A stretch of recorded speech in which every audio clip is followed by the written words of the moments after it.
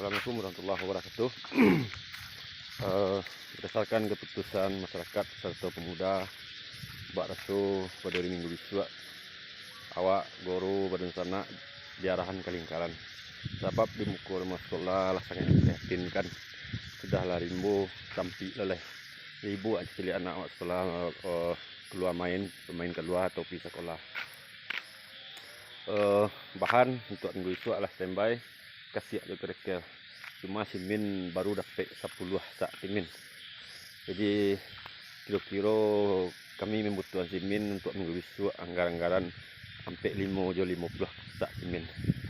Jadi kami berharap juga kepada orang sana atau mama awak yang berang di kampung ataupun yang di rantau, nama kau ada terniat atau nak wakaf atau infak atau sedekah, kami mengharapkan mana uluran tangan dari awak.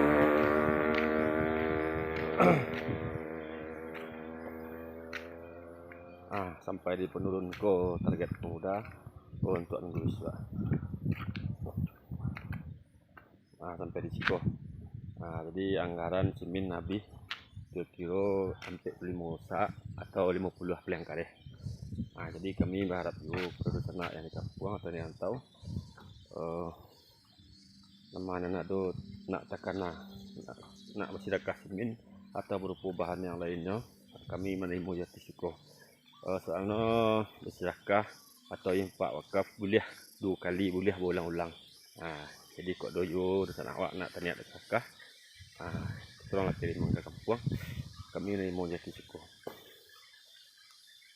Tinggal ko baru di goron petang tinggal sepanjang masuk sekolah lah ya. Jadi kalau lapang jalan awak ke selesai anak awak pergi sekolah, mudah-mudahan di lapangan dulu jalan awak untuk ke subuh. Terima kasih. Assalamualaikum warahmatullahi wabarakatuh.